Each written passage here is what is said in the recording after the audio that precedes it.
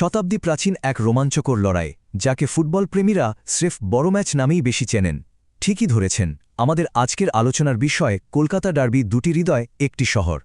এটা কিন্তু নিছক কোনো খেলার বিশ্লেষণ নয়, বুঝলেন, বরং বলা যায় এটা আনন্দ, বেদনা, অভিমান আর আত্মপরিচয়ের এক বিশাল ঐতিহাসিক লোককথা। বিভিন্ন সোর্স থেকে পাওয়া তথ্য আর ডেটা ঘেটে আজ আমরা ঠিক এটাই বোঝার চেষ্টা করব যে কিভাবে এই অতিকায় দ্বৈরথটা তিল তিল করে গড়ে উঠেছে। এখন একটা দারুণ প্রশ্ন মাথায় আসতে পারে, ঠিক কী কারণে একটা সাধারণ ৯০ মিনিটের ফুটবল ম্যাচ স্থানীয় মানুষদের কাছে একেবারে একটা জীবন্ত স্বপ্নে পরিণত হয়? মানে কলকাতার ডার্বি তো আর ১০টা স্পোর্টস ইভেন্টের মতো নয়। এটা এমন একটা বিশাল মঞ্চ যেখানে মানুষের আবেগ, চরম আনন্দ আর গভীর দুঃখগুলো দৈনন্দিন জীবনের সাথে একেবারে একাকার হয়ে যায়। উৎসগুলো ঘাটলে দেখা যায় এই ম্যাচের প্রভাব এতটাই মারাত্মক যে ফুটবল মাঠের সীমানা টপকে তা একেবারে মানুষের সাহিত্য, সিনেমা, রাজনীতি, এমনকি রোজকার আড্ডাতেও ঢুকে পড়েছে। বলতে গেলে এটা এখানকার মানুষদের জন্য এক শ্বাসরুদ্ধকর বাস্তবতারই প্রতিচ্ছবি। এই যেমন ধরুন, আজীবন ইস্টবেঙ্গল সমর্থক দেবাঞ্জন ব্যানার্জির এই চমৎকার কথাটার দিকেই তাকানো যাক। ওনার মতে মোহনবাগান আর ইস্টবেঙ্গল কিন্তু স্রেফ একে অপরের প্রতিপক্ষ নয়, এরা হলো আসলে একই শহরের স্পন্দিত দুটো হৃদয়, ঠিক যেন একই দেহের দুটো হাত। মানে একটা হাত ছাড়া যেমন একটা শরীর একেবারেই অসম্পূর্ণ, ঠিক তেমনি যে কোনো একটা ক্লাবকে বাদ দিয়ে কলকাতার ফুটবল বা এখানকার নিজস্ব সংস্কৃতির কথা কল্পনাই করা যায় না। একে অপরের অস্তিত্বটাই যেন এদের এই লড়াইকে আরও বেশি অর্থবহ করে তোলে। আর এই শহরটা কিভাবে নিজের এই পরিচয়টাকে বুকে ধারণ করে আছে সেটা ভাবলে সত্যি গায়ে কাটা দেয়। কলকাতাকে তো এমনি এমনি ভারতীয় ফুটবলের মক্কা বলা হয় না। ম্যাচের দিনগুলোতে স্টেডিয়ামের পরিবেশটা একবার শুধু কল্পনা করুন, একেবারে বৈদ্যুতিক এক আবহা। সেখানে একসঙ্গে প্রায় ১ লক্ষেরও বেশি পাগল প্রায় সমর্থক ভিড় জমান। এই যে বিশাল জনসমুদ্র, এরা তো শুধু ১১ জনের খেলা দেখতে আসে না, এরা আসে এক গভীর মানবিক রসায়নের সাক্ষী হতে। এত মানুষের এই যে একটাবদ্ধ উন্মাদনা, বিশ্বাস করুন গোটা এশিয়ার আর কোনো ফুটবল দ্বৈরথে এটা সচরাচর দেখাই যায় না। প্রথম অধ্যায়, মহান সাংস্কৃতিক বিভাজন। ফুটবলের এই লড়াইটা কিভাবে ধীরে ধীরে একটা সমাজতাত্ত্বিক আর সাংস্কৃতিক পরিচয়ের লড়াইয়ে রূপ নিল সেটা বোঝা কিন্তু বেশ জরুরি। তো চলুন দেখে নেওয়া যাক কিভাবে এই শহরের বুকে দুটো আলাদা গোষ্ঠীর জন্ম হয়েছিল। ইতিহাসের পাতা একটু উল্টে দেখলে দেখা যায় ১৮৮৯ সালে ভূপেন্দ্রনাথ বসু তৈরি করলেন মোহনবাগান ক্লাব। কিন্তু আসল টুইস্টটা আসে ১৯২০ সালে, যেটাকে এই দ্বৈরথের একেবারে জন্মলগ্ন বলা যায়। হলো কি, জোড়াবাগান ক্লাব তাদের তারকা খেলোয়াড় শৈলেশ বসুকে একটা ম্যাচে মাঠে নামালো না, ব্যাস, আর যায় কোথায়? এই অপ্রত্যাশিত অপমানে মারাত্মক ক্ষুব্ধ হলেন ক্লাবের ভাইস প্রেসিডেন্ট এবং শিল্পপতি সুরেশচন্দ্র চৌধুরী। তিনি সোজা দল ছাড়লেন এবং প্রতিষ্ঠা করে বসলেন ইস্ট বেঙ্গল ক্লাব।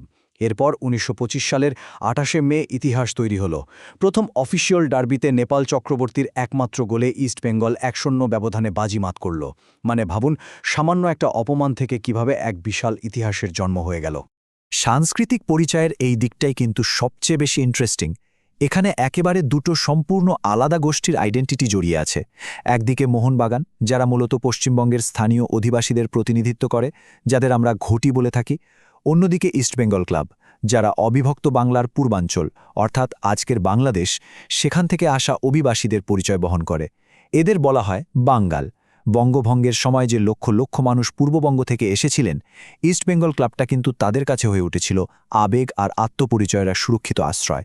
তাই এটা কিন্তু কোনো রাজনৈতিক বিভাজন নয়, এটা নিখাত সাংস্কৃতিক আত্মপরিচয়ের একটা গল্প। অধ্যায় ২, আনন্দ ও বেদনার মহাভোজ। এবার একটা দারুণ মজার বিষয় বলি, ডার্বির এই যে সাংস্কৃতিক বিভাজন, এটা কি শুধু মাঠের সবুজ ঘাসই আটকে থাকে? একেবারেই না। খেলার রেজাল্ট কিভাবে সোজা মানুষের বাড়ির ডাইনিং টেবিলে গিয়ে পৌঁছায়, চলুন সেটাই এবার দেখা যাক। আসল ব্যাপারটা লুকিয়ে আছে ঐতিহ্যবাহী খাদ্যাভ্যাসে। জয়ের চরম আনন্দটা কিভাবে জিভের স্বাদের মাধ্যমে সেলিব্রেট করা হয় সেটা সত্যিই চমৎকার। ধরুন, যেদিন ইস্টবেঙ্গল জিতল, সেদিন সমর্থকদের বাড়িতে রান্না হবে নদীর রূপলি শস্য ইলিশ, যা পূর্ববঙ্গের নদীমাতৃক পরিচয়ের একেবারে প্রতীক। আবার মোহনবাগান যেদিন জিতবে, সেদিন বাজার থেকে বড় বড় গলদা চিংড়ি এনে তৈরি হবে দারুণ সব পদ। এই মাছগুলো কিন্তু পাতে পড়ার কোনো সাধারণ খাবার নয়, এগুলো হলো এদের নিজ নিজ ভৌগোলিক পরিচয় আর ঐতিহ্যের বিরাট বড় অহংকার। জয়ের স্বাদ আক্ষরিক অর্থেই এই পদগুলোর মাধ্যমে গ্রহণ করা হয়। খাবার টেবিলের গল্প তো অনেক হলো, এবার চলুন আবার সেই চিরচেনা মাঠে ফেরা যাক। অধ্যায় ৩, কৌশল এবং কিংবদন্তি লড়াই। দশকের পর দশক ধরে এই দুই ক্লাবের মধ্যে যে শুধু আবেগ আর সম্মানের লড়াই হয়েছে তা কিন্তু নয়, মাঠে রীতিমতো দারুণ সব কৌশলগত ফুটবল যুদ্ধও দেখেছি আমরা। যেমন ধরুন ১৯৬০-এর দশকটা ছিল মোহনবাগানের জন্য আক্ষরিক অর্থেই এক সোনালি অধ্যায়। সেবার মোহনবাগানের কোচ হিসেবে দায়িত্ব নিলেন স্বয়ং অমল দত্ত, আর এসেই তিনি ভারতীয় ফুটবলে প্রথমবারের মতো নিয়ে এলেন এক যুগান্তকারী কৌশল 4-2-4 ফরমেশন। এই অভিনব ট্যাকটিক্স কাজে লাগিয়ে মোহনবাগান সে সময় অভাবনীয় সাফল্য পেয়েছিল। এমনকি ইস্টবেঙ্গলকে তাদেরই মাঠে ৩-১ গোলে হারিয়ে সেবার আইএফএ শিল্ড পকেটে পুরেছিল মোহনবাগান। এটা ছিল ট্যাকটিক্যাল বা কৌশলগত ফুটবলের এক দারুণ নিদর্শন। এরপর স্ক্রিনে যে সংখ্যাটা দেখছেন ১৯৩২, না, এটা কোনো সাল নয়, চমকে উঠবেন না, এটা হলো স্রেফ দিনের সংখ্যা। ১৯৭০-এর দশকটা বলতে গেলে পুরোপুরি ইস্টবেঙ্গলের দখলে ছিল। ১৯৭০ থেকে ১৯৭৫ সাল পর্যন্ত টানা ১৯৩২ দিন, হ্যাঁ ঠিকই শুনছেন, টানা ১৯৩২ দিন ইস্টবেঙ্গল ডার্বিতে সম্পূর্ণ অপরাজিত ছিল। এক কথায় এটা ছিল তাদের একচেটিয়া আধিপত্যের একটা অবিশ্বাস্য যুগ। তবে এই ডার্বি তো শুধু জয়ের নয়, হারের গভীর বেদনারও গল্প বলে। হারের কষ্টটা ঠিক কতটা গভীরে পৌঁছাতে পারে, উমাকান্ত পালোধি নামের এক কট্টর মোহনবাগান সমর্থকের এই সুইসাইড নোটটাই তার সবচেয়ে বড় প্রমাণ। ১৯৭৫ সালের আইএফএ শিল্ড ফাইনালে ইস্টবেঙ্গল রেকর্ড ৫-০ গোলে মোহনবাগানকে হারিয়ে দেয়। এই মারাত্মক পরাজয় কিছুতেই মেনে নিতে না পেরে উমাকান্ত পালোধি আত্মহত্যা করেন, আর যাওয়ার আগে লিখে যান, পরের জন্মে মোহনবাগান ফুটবলার হয়ে জন্মাবো এবং ওই ৫-০ হারের প্রতিশোধ নেব। ভাবলে গায়ে কাটা দেয়, তাই না? এই ঘটনায় চোখে আঙুল দিয়ে দেখিয়ে দেয় ক্লাবের সাথে এখানকার মানুষের আবেগ কতটা অকৃত্রিম আর তীব্রভাবে জড়িয়ে আছে। এরপর আসে আরও একটা চোখ কপালে তোলার মতো সংখ্যা, ১,৩১,৭৮১। এটা হলো ১৯৯৭ সালের ফেডারেশন কাপ সেমিফাইনালে দর্শক উপস্থিতির সংখ্যা। সেদিন সল্টলেক স্টেডিয়ামে এমন উপচে পড়া ভিড় ছিল যা ভারতের যে কোনো স্পোর্টসের ইতিহাসে আজ পর্যন্ত একটা অবিস্মরণীয় রেকর্ড।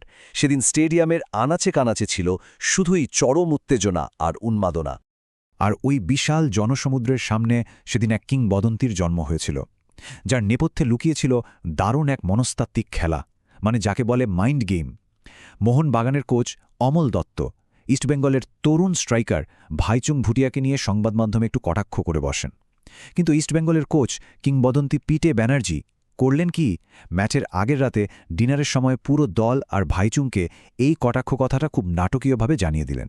ব্যাস, এটা ভাইচুংকে এমনভাবে তাতিয়ে দিল যে পরের দিন তিনি সোজা ডার্বির ইতিহাসে প্রথম হ্যাট্রিক করে বসলেন, আর ইস্টবেঙ্গল ম্যাচটা জিতে নিল ৪-১ গোলে।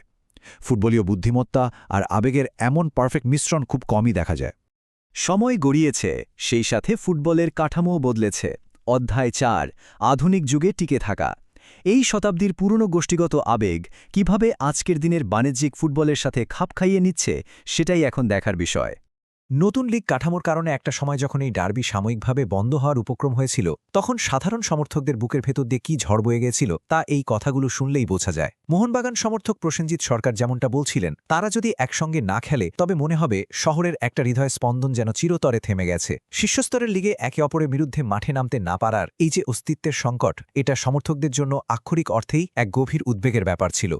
আর এই বদলে যাওয়ার রূঢ় বাস্তবতার সাথে লড়তে গিয়ে ক্লাবগুলোকেও বেশ কিছু বড়সড় সিদ্ধান্ত নিতে হয়েছে।